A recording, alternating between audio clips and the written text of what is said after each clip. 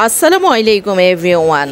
আমরা সবাই জানি ভারতের ভিসা বাংলাদেশি নাগরিকদের জন্য একদমই সীমিত আছে এখন, বাট এতে করে বাংলাদেশি মুসলিম নাগরিক ভারত যাওয়া তো দূরের কথা, হিন্দুরাও কিন্তু হিমশিম খেয়ে যাচ্ছেন ভারত যেতে। তারাও পারছেন না ভারত যেতে, কেননা ভারত যাওয়ার জন্য ভিসা পাচ্ছেন না কেউই। বিগত কিছুদিন ভারত তীর্থ ভিসা দিয়েছে, বাট সেটা আবার বন্ধ হয়ে গেছে। ভারত সরকার সম্প্রতি বাংলাদেশি হিন্দু সম্প্রদায়ের কথা বিবেচনা করে আবারও সেই তীর্থ ভিসা চালু করেছে। তো আজকের ভিডিওতে থাকছে এই তীর্থ ভিসা নিয়ে কিছু কথা, কিভাবে তীর্থ ভিসা পাবেন এবং এই ভিসা নিতে হলে কি কি পেপারস আপনাকে সাবমিট করতে হবে। সো পুরো ভিডিও দেখতে হবে A to Z স্কিপ না করে। বিশেষ করে হিন্দু সম্প্রদায়ের যেসব বন্ধু আজ আমার ভিডিও দেখছেন তারা নিজে দেখবেন, এবং আপনাদের যদি কেউ তীর্থ ভিসা নিয়ে ভারত যেতে চায় তাদের মাঝেও এই ভিডিও শেয়ার করার অনুরোধ রইল। মূলত ভারতীয় ভিসা সংক্রান্ত ওয়েবসাইটে হিন্দুদের জন্য তীর্থ ভিসার বিষয়ে বর্তমানে কোনো বিশেষ আপডেট কিন্তু নেই। সাধারণত তীর্থ ভিসার জন্য আবেদন করতে হলে আপনাকে ভারতীয় ভিসা ওয়েবসাইটে দেয়া সাধারণ প্রক্রিয়া অনুসরণ করতে হবে এবং আবেদনপত্রে তীর্থ বা পিলগ্রিমেজ শব্দটি উল্লেখ করতে হবে।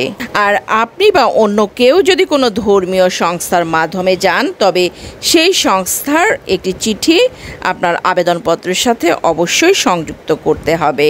আরও ভালো হবে যদি আরও বেশি অ্যাকুরেটলি আপনি অ্যাপ্লাই করতে চান, তাহলে তীর্থ ভিসার জন্য আবেদন করার আগে অবশ্যই ওয়েবসাইটে দেয়া নির্দেশাবলী ভালোভাবে দেখে নিন এবং প্রয়োজনে ভারতীয় দূতাবাস বা ভিসা আবেদন কেন্দ্রের সাথে যোগাযোগ করে দেন আপনি আবেদনপত্র সাবমিট করুন। তীর্থ ভিসার জন্য আবেদন করতে হলে প্রথমেই আপনাকে ওয়েবসাইটে প্রবেশ করে অনলাইন ভিসা আবেদনপত্র পূরণ করতে হবে। দেন আবেদনপত্রের ভিসার উদ্দেশ্য অংশে আপনাকে তীর্থ বা পিলগ্রিমেজ শব্দটি অবশ্যই উল্লেখ করতে হবে। আপনার অ্যাপ্লিকেশন বা আবেদনপত্রের সাথে প্রয়োজনীয় নথি যেমন পাসপোর্ট, ছবি এবং অন্যান্য সহায়ক যেসব পেপারস চেয়েছে তারা, সেগুলো সব কিছু সংযুক্ত করতে হবে। আবেদনপত্র জমা দিতে হবে এবং ভিসা ফি পরিশোধ করতে হবে। নর্মালি যেটা করা হয় সেটা। সবশেষ ভিসা প্রসেসিংয়ের জন্য অবশ্যই আপনাকে অপেক্ষা করতে হবে। যদি আপনি কোনো ধর্মীয় সংস্থার মাধ্যমে তীর্থযাত্রায় যান তবে সেই সংস্থার একটি চিঠিও কিন্তু আবেদনপত্রের সাথে সংযুক্ত করতে হতে পারে।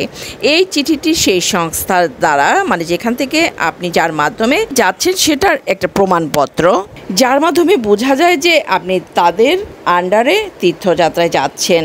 তীর্থ ভিসার জন্য আবেদন করার আগে ভারতীয় ভিসা ওয়েবসাইটে দেওয়া নির্দেশাবলী ভালোভাবে দেখে নিতে হবে। ভারতীয় ভিসা ও ওয়েবসাইটে তীর্থ ভিসার জন্য কোনো বিশেষ আপডেট কিন্তু নেই। আপনি যদি এই বিষয়ে আরও জানতে চান বিস্তারিত, তাহলে ভারতীয় ভিসা হেল্পলাইন বা ভারতীয় দূতাবাসে যোগাযোগ করতে পারেন।